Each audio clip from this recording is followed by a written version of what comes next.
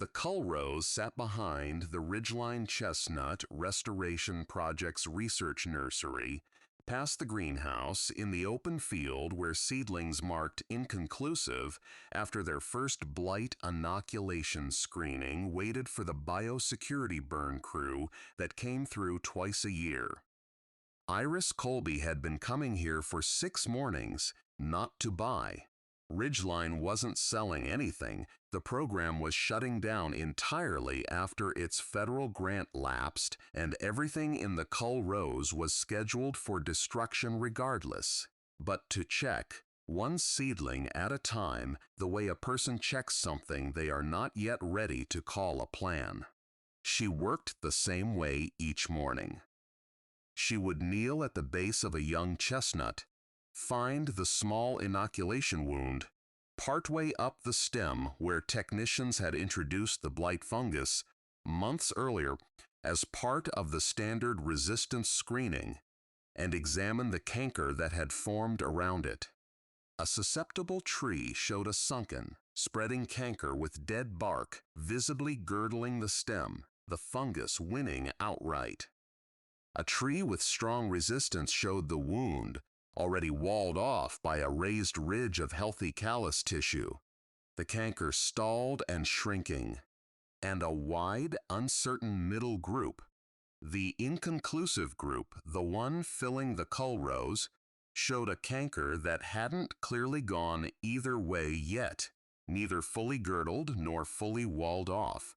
A result the program's screening protocol treated as effectively a failure because it didn't meet the clean statistical threshold needed to advance a seedling to the next generation of crossing. She had learned to read a canker's early ambiguity as something other than failure from her grandfather Walt Colby's journals. 4 of them she had found in his workshop the winter after his death, filled with 40 years of hand-pollination notes on chestnuts he had crossed privately on his own land decades before any formal restoration program existed to fund the work at all. The nursery's field supervisor, a young man named Denny Okafor, who was overseeing the shutdown, had stopped asking why she came. He would nod at her from the greenhouse door and go back to inventorying equipment for transfer to whatever remained of the program, and she would work through the cull rows, examining cankers, tagging seedlings with a strip of orange flagging tape when the wound showed any sign of active walling off rather than clean girdling, and photographing each tagged tree's canker for her own records before moving to the next. She had reached the 11th row that Thursday morning in the cool early light of October when Dr. Sam Voss, who had directed the Ridgeline program for 9 years before its funding collapsed, came out of the greenhouse with his coffee and saw the flagging tape. Sam had run the breeding program through 3 funding cycles, watching the federal grant shrink each renewal until this year's non-renewal ended it altogether. The seedlings in the cull rows were the current generation's inconclusive results. Trees whose first-year canker response hadn't cleared the screening threshold cleanly enough to justify the years and money it would take to grow them to maturity and cross them again. Burning them was standard biosecurity protocol, both to prevent any lingering infected material from spreading blight further, and because the program simply couldn't afford to carry forward seedlings that hadn't proven themselves. He looked at the flagged rows now, orange tape on perhaps a third of the trees Iris had reached. He said, "Iris, what are you doing out here?" She said. "Reading the cankers again." He said, "Those are scheduled for the burn crew Friday." She said, "I know. That's why I'm reading them now, before it's too late to." Hit that like button. Drop your city in the comments.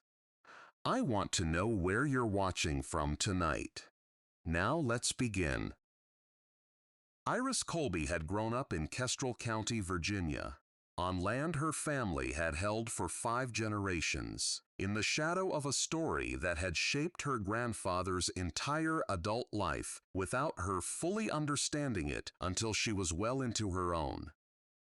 Walt Colby had been a boy in the 1930s when the blight that would eventually kill nearly 4 billion American chestnut trees across the eastern United States swept through the ridge behind his family's farm, killing every mature chestnut on the property within a decade and leaving behind only stump sprouts that grew for a few years before the blight found them too and killed them back to the root again, generation after generation, a tree that could no longer complete its own life cycle in the wild.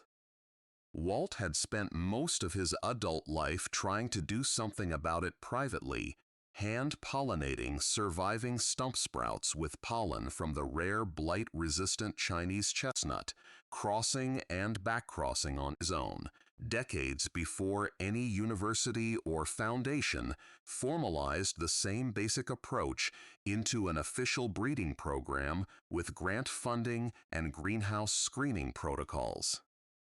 He had done it with no institutional support at all, working from correspondence with a handful of other private breeders scattered across 3 states, recording every cross and every canker measurement in composition notebooks that nobody outside the family had ever read closely. Iris had gone to work for Ridgeline herself at 26, as a field technician doing exactly the kind of canker screening she now did on her own time in the cull rows, and had been laid off 8 months earlier when the program's final grant renewal was denied, and the staff was cut from 12 to 3. She had been doing landscaping and forestry consulting work since, living in the farmhouse she'd inherited from her grandfather 2 years earlier, on the same ridge where the blight had first taken his family's chestnuts nearly a century before, and spending most evenings in a quiet she had not experienced since before the Ridgeline job began. The layoff had landed hard precisely because the work had felt like the closest thing to her grandfather's own life's project that she had ever been paid to do, and losing it had felt, for a while, like losing the thread that connected her to him a second time, less than a year after his funeral. She had spent that first winter mostly avoiding the workshop, where his tools and notebooks still sat exactly as he'd left them, telling herself she'd sort through it, eventually, the way people tell themselves things they aren't ready to do yet.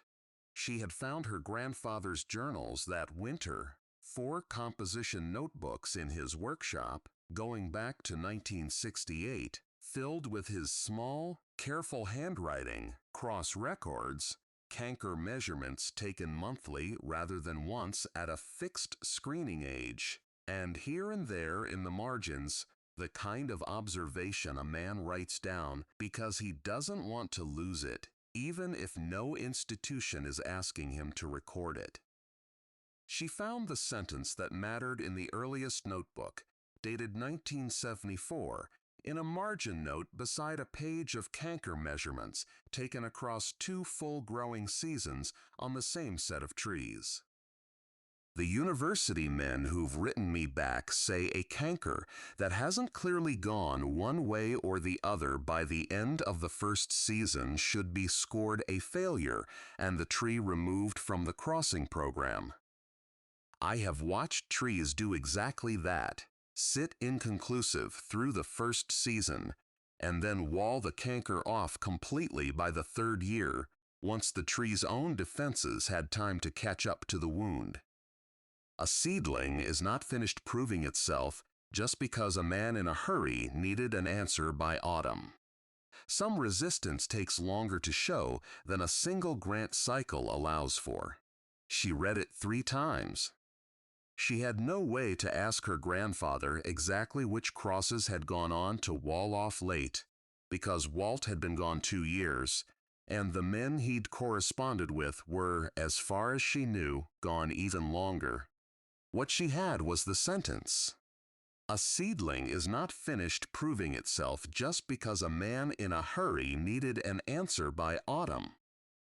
She spent the rest of that fall and most of the winter reading everything she could find about chestnut blight-resistant screening, canker development timelines, and the specific statistical thresholds formal breeding programs used to cull seedlings, not the general forestry literature, which mostly took the single-season screening protocol as an unquestioned given, but the harder, more specific research on delayed resistance expression, on cases where young trees' early wound response didn't fully predict their mature resistance, and on how grant funding cycles had, over decades, pushed breeding programs toward faster cull decisions than the biology of the tree itself necessarily supported.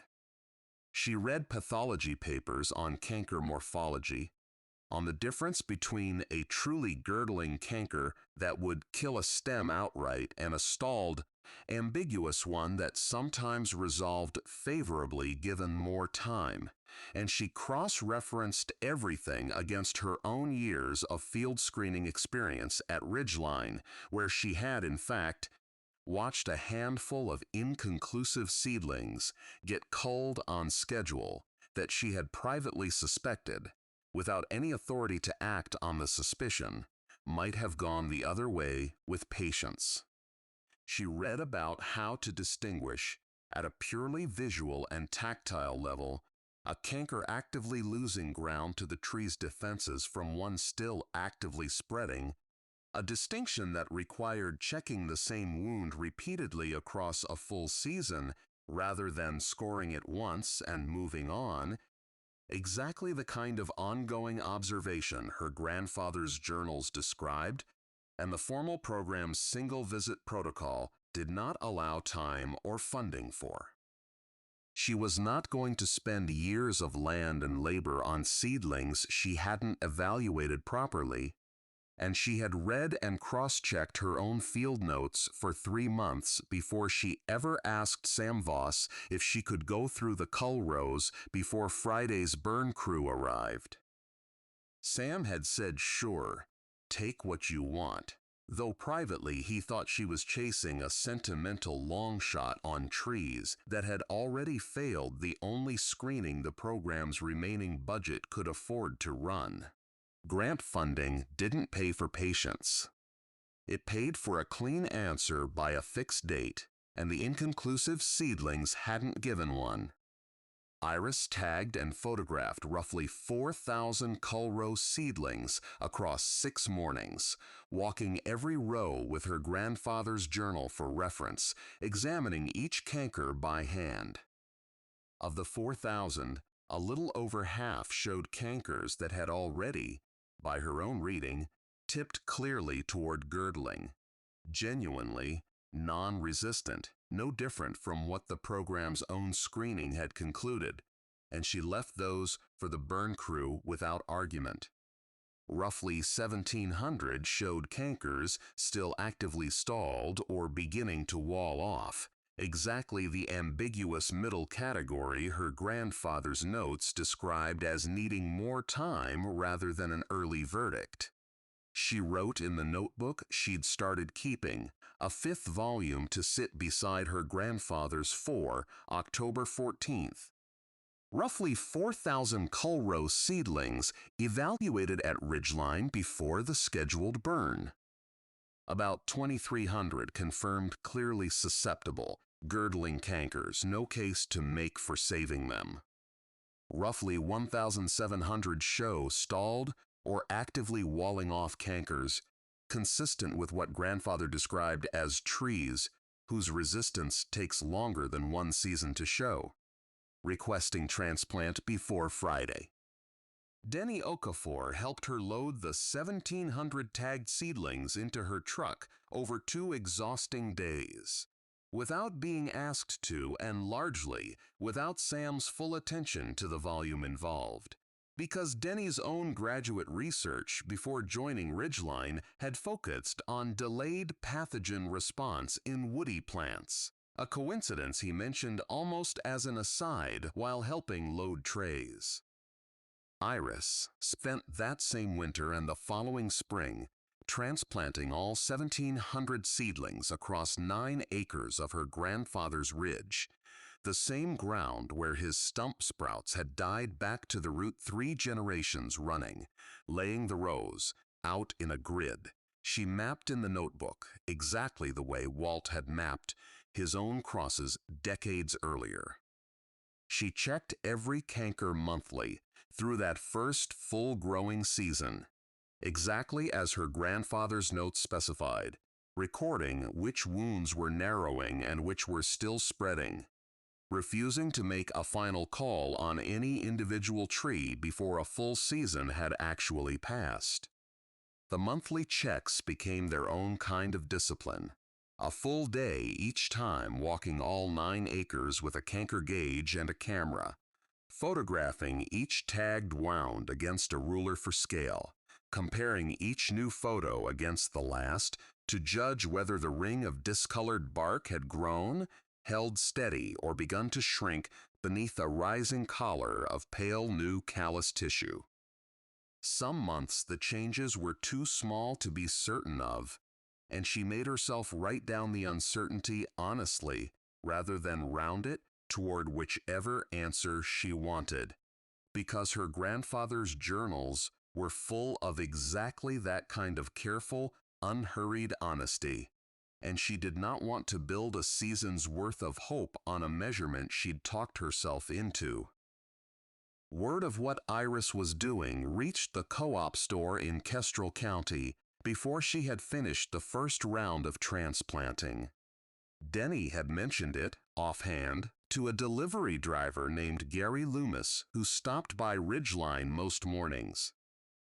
Gary told Phil Danvers, who ran the register at the co-op, that Iris Colby had hauled off 1,700 trees the university program had already given up on and was planting them across her grandfather's old ridge, trying to grow a blight-resistant chestnut orchard. Phil said, "Blight-resistant chestnut. That's been the dream since before my daddy was born. And it's never once panned out for anybody who tried it." Gary said, "That's what I've always heard too." Phil said, "If the university's own program couldn't get a clean answer on those trees, I don't see how she's going to." The next customer, a retired forester named Ed Halloway, who had watched 3 separate private breeding attempts fail on ridges within 20 miles of his own property over a 40-year career, had heard a slightly different version by the time he reached the register, one that had gathered more certainty on its way from Gary to Phil to him. Ed said, "Blight-resistant American chestnut is a fairy tale people have been chasing for 90 years. I've seen good men spend their whole lives on it and die without a single tree to show for it. She's going to lose a whole season of planting for nothing," Phil said. "That's about the size of what I heard too. Somebody said she took near 5,000 of them, not 1,700. Ed said, 5,000 seems like a lot for one person to move by hand. Phil said, "That's just what I heard from Gary's root partner." By the following week, the story circulating at the co-op had settled into confident, near-universal skepticism, inflated in scale with each retelling and built on 90 years of real, accumulated disappointment rather than casual doubt. What was accurate? Iris had transplanted 1,700 seedlings the formal program had culled. What had drifted? The number? And the certainty with which people repeated a claim about the impossibility of the whole endeavor that treated one funding cycle's screening decision as the final word on trees Iris's own grandfather had spent 40 years arguing needed more time than any grant cycle allowed. Ed Halloway drove up to the ridge himself on a Saturday in the following spring. Once the transplanted rows were visible from the county road, 1,700 young trees leafing out across 9 acres of ground that had grown nothing but blight-killed stump sprouts for 3 generations. He said, "Iris, I heard you planted the university's rejects," she said. 1,700 seedlings the screening called inconclusive, not rejected outright. There's a difference. And it's the difference my grandfather spent 40 years trying to get people to understand. He said, "Blight-resistant chestnut's a fairy tale, girl. I've watched it fail my whole career," she said. "You've watched single-season screening fail to find resistance that took longer than a season to show." My grandfather documented that exact pattern in his own crosses starting in 1974. "I'm checking every canker monthly instead of scoring it once and walking away," he said. "You really think checking more often changes what the tree's actually doing underneath the bark?" she said. "I think it changes whether anyone's paying attention when the tree finally does what it was always going to do." Grandfather watched trees wall off completely in year 3 that would have been burned in year 1 under this program's protocol. He looked at the rows a long moment, at a woman standing on a ridge that had broken his own faith in this exact project more than once across his career. He said, "I hope you're right for your sake and for what your grandfather spent his life on. I've just seen too much hope die on ridges like this one." He drove back down and told the story at the co-op that evening the way he'd seen it, which the room mostly received as a sad, familiar story rather than a hopeful one. Iris invited Sam Voss out to see the ridge himself the following autumn, a full year after the seedlings had left the cull rows, and Sam drove up on a gray Wednesday with a canker gauge and a notepad, professional habit outlasting the program that had trained him in it. He examined trees across all 9 acres, checking cankers he had, in some cases, personally scored inconclusive over a year earlier. He said, "About 60% of these have walled off completely. Full callus formation, no active spread." Iris said, "That matches what grandfather's journals predicted for a delayed response cohort, if I'm reading his old notation right." Sam said, "Our program never had the budget to run a real test of that hypothesis. 1 growing season was all the grant cycle ever paid for. He looked out across the rows a while longer." He said, "This is, informally, one of the larger concentrations of trees showing sustained blight tolerance I've personally examined in 9 years running that program. Formally, I'd want independent pathology confirmation before anyone calls it that in print." Iris said she'd welcome the confirmation, and Sam arranged for a state forest pathologist to survey the ridge that winter.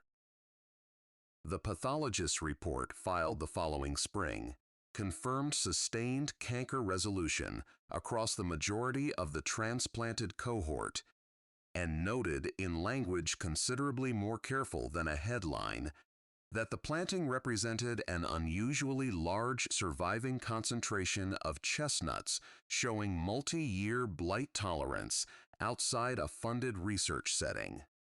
A regional land trust that had spent a decade trying and failing to source resistant stock for restoration plantings on public land contacted Iris directly after the pathologist's report circulated informally among foresters in 3 states. A land trust director named Marcus Reyes drove out that spring, walked the ridge, and asked what it would take to source scion wood and seed for a restoration planting on land the trust managed 2 counties over. He said, "We've been trying to get resistant material for a public planting for 6 years. Every program we've talked to either doesn't have enough surviving stock or won't release it outside their own crossing lines. Iris said, I've got 9 acres worth of trees that walled off cankers. A formal program scored inconclusive and scheduled for burning. I'm not sure what I have is publishable science yet, but it's alive, and there's a lot of it.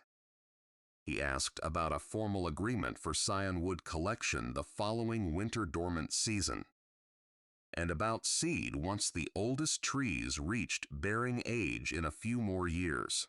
She agreed.